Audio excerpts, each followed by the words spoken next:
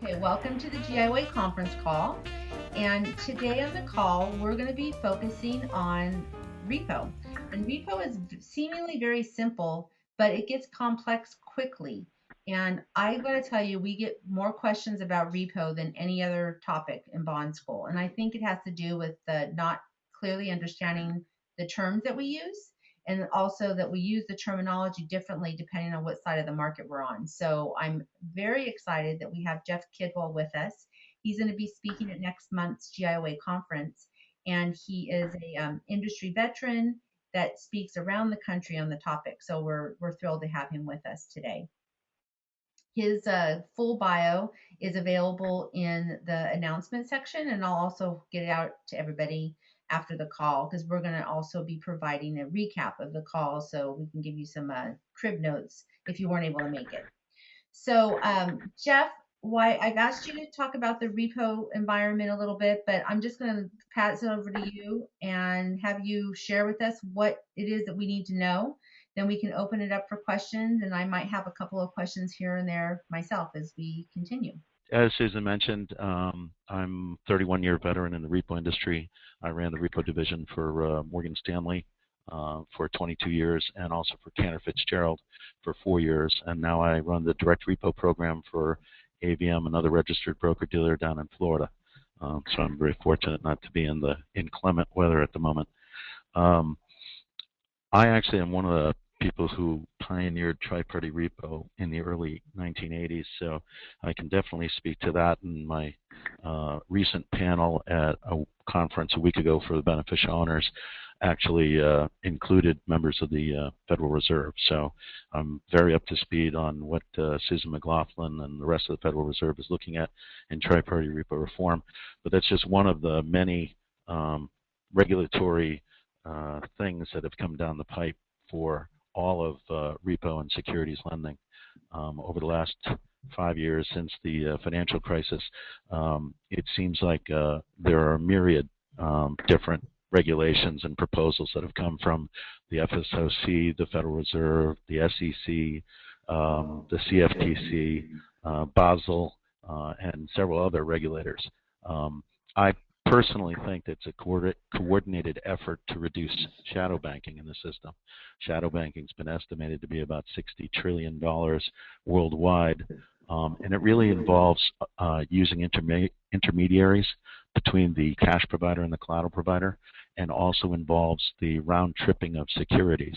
So, for instance, if a mortgage-backed or a treasury security is repoed to one dealer, that dealer then repos it on to somebody else, who repos it on to somebody else, who eventually repos it on to a municipality. So it could be repoed 12 or 15 times, which balloons this shadow banking number much greater than the 7 to 10 trillion that actually exist in the repo market. And it doesn't get captured on balance sheets in the way that the Federal Reserve and other regulators would like. So I personally think that you see, and I'm sure you've seen in the press, things about money market fund reform, tri-party repo reform, Basel III, leverage cap ratios, Dodd-Frank implementation, and all of these different things that are just pieces of that overall pie of shadow banking. Hey, So, Jeff, can I interrupt you for just a second? And could you give a definition to shadow banking? Because that term itself, I think that gets used frequently, and I'm not sure that always it has the same meaning to everybody who uses it. It actually has two different meanings depending on what your jurisdiction is. Typically in Europe, Canada, and the U.S., it's thought to mean the rehypothecation of securities. So somebody who doesn't necessarily own the securities then leverages those securities. So it's not from what the original owner has done, it's something that happens beyond that. So broker-dealers and other intermediaries are actually repoing the securities out. In China specifically, shadow banking means something completely different. It means off-balance sheet financing. And it actually isn't necessarily tied to repo. It's actually done through the issuance of special structured notes and through swaps and other instruments. So their shadow banking that they've actually focused on for the last 3 years in their regulations is very different than the shadow banking that the FSOC and the FSB and the Federal Reserve is talking about. A lot of people also include that it can mean any intermediary in the middle of a repo transaction. That would include a money market fund, a broker-dealer, a securities lending agent, anybody who actually doesn't have any skin in the game, to use one term. They actually aren't the owner of the security, and they're not the actual cash provider, but they're acting as an intermediary. So it depends on how strictly you define it, but that's the best definition I can give to shadow banking. Okay, and we don't have to go down too far down this topic, and maybe we can even use it for a different call. But when I think of shadow banking, I even think of the asset-backed securitization markets from 5-6 years ago that was actually financing things and where people were keeping things off balance sheet. So I guess in my mind, I think of shadow banking as off balance sheet financing. Right, Is that and completely that's a incorrect? little bit more like the China term. No, I think that is correct, but it's the perspective, right? From the Federal Reserve's perspective, shadow banking is something that's in the shadows and therefore not on balance sheet. From the perspective of the market participants, it actually refers specifically to the flipping of securities and frequently rehypothecating those securities, not necessarily netting on balance sheet. Okay, so what we can think of when we hear this term in this context of financing and repo and the regulatory climate, that we're talking about rehypothecation of securities by those who are not the beneficial owners. Is that a fair statement? Correct. Okay. That's precisely correct. Okay, thank you. Sure. So probably the first thing we should deal with is the Dodd-Frank Act, because the Dodd-Frank Act included many different phases. In fact, it hasn't even come close to being 50% completed, even though it's already a law. One of the pieces of that was leverage cap ratios, where the regulators are trying to determine what the appropriate leverage for institutions who use the repo market should be, particularly the broker-dealers and the banks. Another part of that is tri-party repo reform, which I mentioned before. In that particular phase, the Federal Reserve recognized that there was significant systemic risk caused by the two clearing banks, Bank of New York Mellon and JP Morgan Chase, offering financing or extending credit to all of their broker-dealers who did tri-party repo. And at the time, it was probably closer to $3 trillion market as tri-party repo. Now it's probably about $1.7 trillion, of which 80% is currently at Bank of New York Mellon, and about 18% is at JP Morgan Chase. So as you can see, there's a significant amount of the tri-party cash that goes through these two clearing banks. And in fact, if you looked at the figures that the Federal Reserve now is printing on their website, you'll see that anywhere from 28 to 50% of any given type of security is lodged at 3 different broker-dealers, just the top 3 broker-dealers. So it's a significant amount of concentration of risk. And what they found was that when the broker-dealers gave cash back to the municipalities or other cash providers early in the morning, they left their securities unfinanced at those clearing banks. And it was a significant amount of securities. The new cash would not come in until later in the day, sometimes as late as 6 o'clock at night. So there'd be a whole day of risk to the system that something would happen to those broker-dealers, or they wouldn't be able to get the cash to finance those securities. And in a sense, the clearing banks were actually lending them some type of credit for those securities that were sitting at the box. They no longer do that. That's the good news, is that they've reduced that systemic risk at the clearing banks. The bad news is that that means that the broker-dealers are no longer returning the money to the cash providers at 8 o'clock in the morning. In fact, they're actually returning the cash somewhere after 3:30 in the afternoon, and only after they've secured some credit line that they're now going to get charged for by those clearing banks, or another repo to replace the repo that was ending. So that's a significant change, a real game changer for the repo market on tri-party repo. Tri-party repo originally was started to reduce clearing and settlement risk, which we really don't have now in the system. I mean, operations are significantly better than they were in the early 1980s when those risks were actually large. It also allows for the pricing of collateral and allocation by this third-party clearing bank. And it allowed, and this is really for the broker-dealer, it allowed the dealer to finance very small pieces of collateral. So what we used to call at Morgan Stanley the seeds and stems of our collateral positions. It also automated the margin calls by the clearing bank, and it allowed us to finance less liquid collateral. Well, most of those things are actually benefits to the broker-dealers, not necessarily the cash providers. So we've actually seen a few of the cash providers, particularly municipalities, move back to DVP repo while the Federal Reserve is still sorting through the risks of tri-party repo reform. Okay. So they've covered one risk, but the one that they're focused on now is something called fire sale risk. And they worry that, just like in 2007, a lot of the cash providers who now have the collateral in their possession, if their broker-dealer defaults, like a Lehman or a Bear Stearns or an MF Global, that they'll rush out there to the outright market and sell those securities at the same time. And if it's, $100 billion or several $100 billion worth of similar securities, it could affect the price of those securities dramatically. It'll cause a fire sale and move prices significantly. So they think that the best solution to that is to have some orderly liquidation process. I personally don't agree, because I think that the risk of a market move over a 30-day to a 90-day period is even greater than if people are running for the exits on 1 day or 2 days after default. So they've asked for a lot of proposals. I've actually made a proposal to them that they should just do a collateral swap with their own liquid collateral that they have now in their portfolio, $2.9 trillion of treasuries and agency mortgage backs.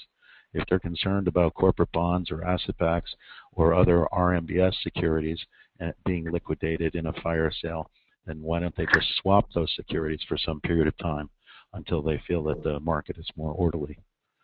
This is one of the things that I proposed.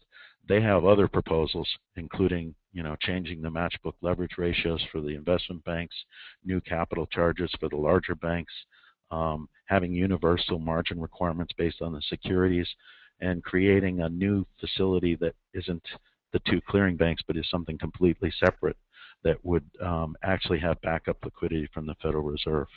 Interestingly, yep. I'm sorry, is that similar to what they want to do in the swaps market, this third-party facility? Or is that completely different? It's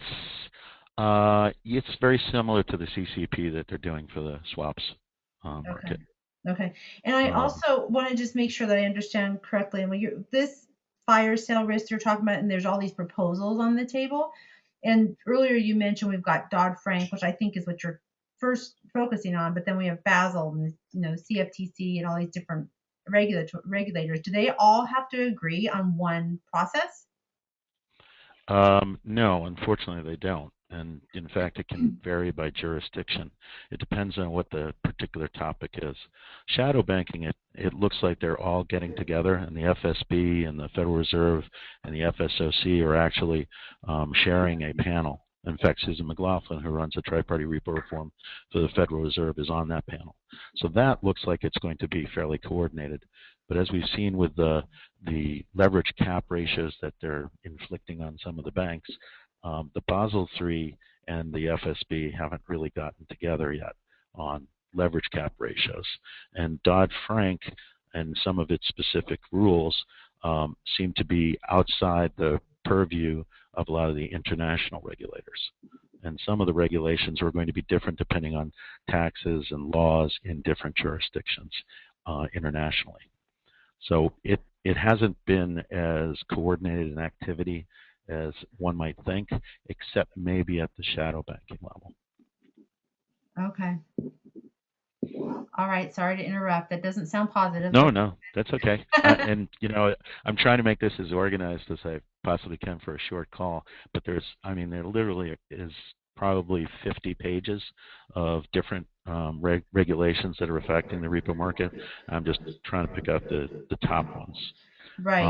One proposal for the tri-party repo reform that I didn't mention was that the large investment banks, of course, came back and said that they'd create their own liquidation facility run by the elite group of 8 investment banks, which I think the Federal Reserve is probably going to not follow.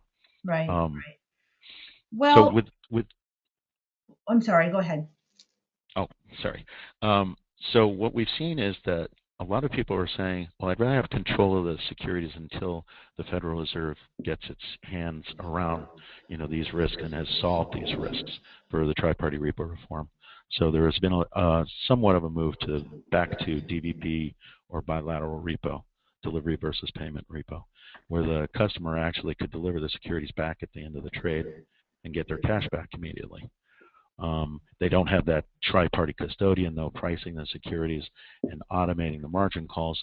So there is a little bit of an administrative cost to doing the bilateral repo because you now have to have somebody actually looking at the securities. The upside is, though, that it's much larger pieces of collateral, and it tends to be a better rate. If I can move on to one of the other things, I want to make sure I touch on a few of the topics. Sure. Dodd-Frank has another facet to it, another phase to it, called Rule 165, which is impacting a lot of the securities lenders and the municipalities who do securities lending. It basically limits the amount that anyone can do with any one entity to 25% of all of the repo or securities lending or investment banking or any other things that they do with that bank, which has an impact, particularly when you're talking about the significantly important banks like JP Morgan Chase or a bank in New York Mellon. This particular rule will limit what any one customer can do with those banks across the entire spectrum, from swaps to repo to investment banking. All of it will be totaled up and cause them to reach a limit potentially. So what about buying commercial paper? Like even buying the bank's commercial paper or corporates, would that be included in that 25%? Yes, it would. Oh. Yeah. So and it's kind of I guess we all think it's kind of an arbitrary number, particularly picked by the lawmakers, that doesn't really necessarily take into account the risks or the correlation of different types of securities or different types of activity that you do with your bank. So that's something to definitely keep watch over. It actually hasn't been finalized in its ultimate form yet either. So that's something that people are working on. We mentioned Basel III, which is not really part of Dodd-Frank. It's separate to Dodd-Frank, but that started several years ago, and basically is the risk accounting for all the different entities that not only do repo but do other types of securities and investments, and that's coming internationally. They're limiting the leverage. They're limiting the type of collateral that can be held as capital. They're limiting balance sheets, and they're making some arbitrary haircut directives. Speaking of arbitrary leverage directives, the Federal Reserve and the FDIC are focused right now on a leverage ratio proposal for the U.S. SIFIs, or significantly important financial institutions, which includes the top 6 banks and may include some insurance companies as well. That proposed leverage cap is in addition to Basel III's leverage caps. Just looking down my list here. Money market fund reform. I sort of mentioned that but didn't go into it. That's another part of the Dodd-Frank whole package. And what is happening there is that regulators are trying to push the money funds into doing floating NAVs and having gates on their liquidity, and also have some capital buffers, all of which makes a business which hasn't been particularly profitable since 2007 with very, very low yields into an even less profitable business for many of the larger money funds like the Fidelities and Federateds, which has prompted some of the money funds to actually look at alternatives such as collateralized managed accounts and commingled funds and cash management accounts and separately managed accounts, which won't necessarily be under the purview of this money market fund reform. Ironically, and this has happened with many regulations, if you give the market 5 years to figure out how to deal with the regulation, they'll probably create a product that isn't even under the regulation. Mm-hmm. But anyway, that's kind of my opinion. I'm just looking to see financial transaction tax that's applicable to 11 of the international sectors, not currently the United States. That's literally a tax on any financial transactions done. It has lost some of its steam in the international community, but it's still technically out there as a potential. The Volcker rule, which is part of Dodd-Frank, reduces the short in the market because it takes out a lot of the proprietary trading at the investment banks and at the hedge funds and requires a lot more reporting. This has impacted the securities lenders. Some of the beneficial owners who lend their securities suddenly don't have as much of a bid in the market. I think that's pretty much it. I'd like to open up for some questions if anybody has questions. Absolutely, yeah. If you have any questions, I unmuted. Let me see. I was getting some feedback, but now we're all open. So if anybody has any questions, feel free to shout out or type them to me. My first question, if I can start and throw this one at you, is that with so much going on, and you have a treasurer that's responsible for money, and even if they're not using repo directly, they're likely using it, via their money funds and indirectly. And repo is the oil that runs the machine anyways. So even if it doesn't impact directly, it will definitely impact fixed income trading in many ways. What's the best way for us to keep up on all this stuff and try to decide, looking for the flags, and what's your recommendation? Well, there are a lot of things that are now published on the Federal Reserve's website, and they also have their own blog where they discuss things. There are several people that do a commentary. I happen to do a commentary that goes out free to clients, and I talk about all the regulatory stuff, and it's a small part. Most of my stuff is actually about movies and things like that, so it's entertaining. But there are other people who put out periodicals, like Scott Scarum, which is also a free blog, and he covers all the regulatory changes because there is a lot that comes out. SIFMA also publishes on their own website, as does Risk Management Association, RMA. And then, of course, we have conferences like yours, which really heighten certain topics, the ones that are the most important. For instance, when we have the conference next month, tri-party repo reform really is probably the most important one right now to municipal investors and the municipalities. So that's the one we're going to focus on. Okay. I don't think things like financial transaction tax are currently on the radar screen in the 2014 radar screen. Okay, but the tri-party one will be what we focus, because that was one of the things we talked about, is that if we can get feedback from the GIOA, group of bond school students, that might help us understand what they might want to listen to about in the conference. Absolutely. Sort of a side note to your question is, you sort of asked also what can a treasurer do, or somebody who's doing the local government investment pools. What we've seen in the market is that a lot of people are looking to diversify. Sorry, excuse me a second. Go ahead and leave a message and we will call you back. Sorry. We've seen a lot of people diversifying and saying, well, if I'm so concerned about the tri-party repo reform and the risk of the now 22 primary dealers, Toronto Dominion was approved today as a primary dealer. If I'm so worried about that, why don't I spread my risk to other sectors and do other collateral providers and non-traditional collateral providers? So we've seen people expanding there. We've seen people tending to stay in the safer and liquid securities.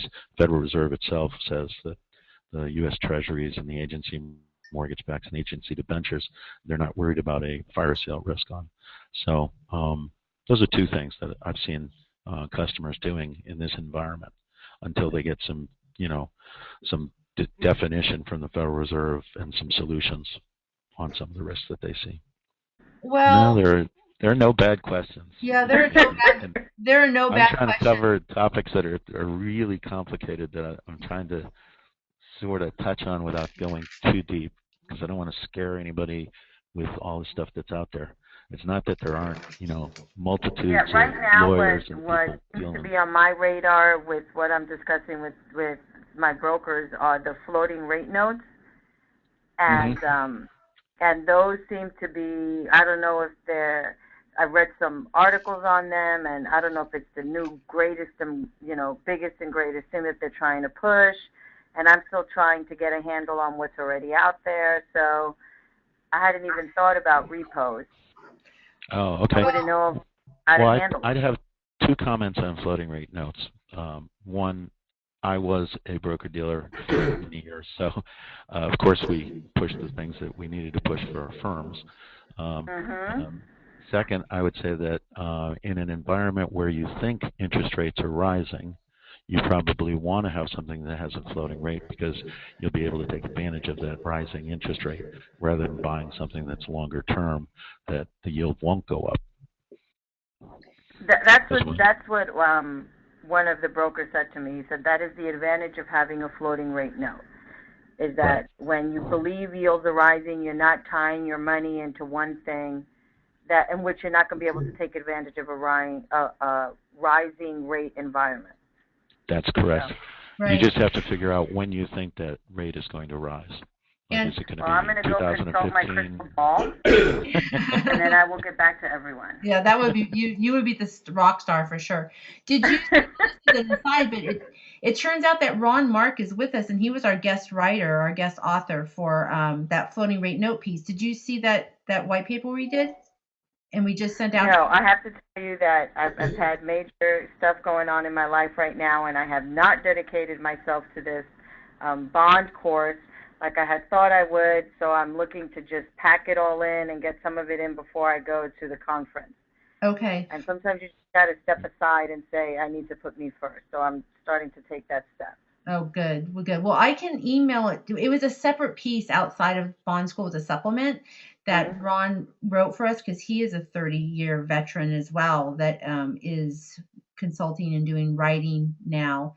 And so we connected, and he wrote a good fundamental piece about floating rate notes because that Mhm. Treasury note came out, and so I thought it was an opportune time to before we start to look at the notes themselves to look at the basics and how they work. So I think it was a really good piece. So we'll forward it to you so you can read it. It's I think you literally already did because everything that you've sent me, I've kind of set aside.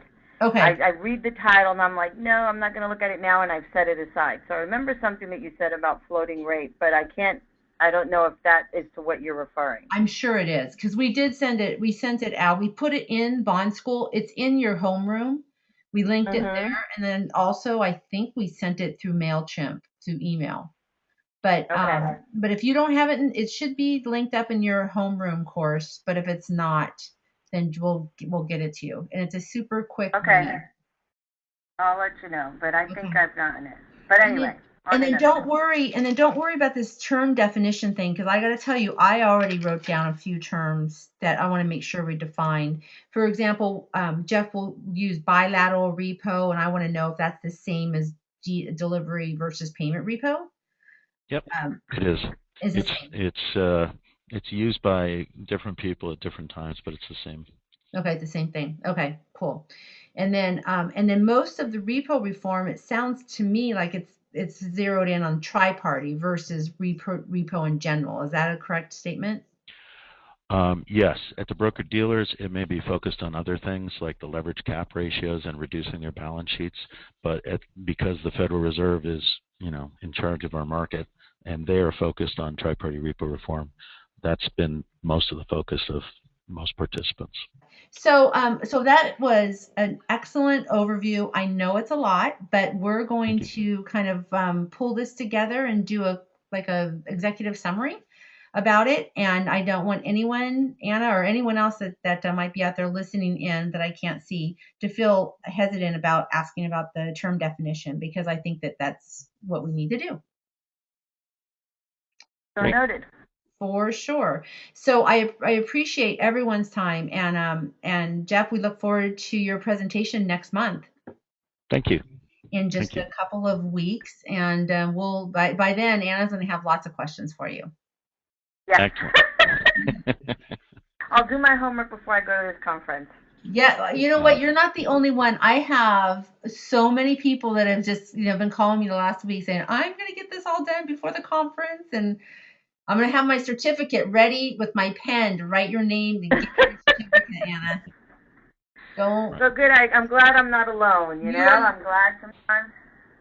And also the presentation that I do next month is going to be very specific. We're going to get it down to a couple of different topics, and I'll also have somebody joining me who can give more of the legal side.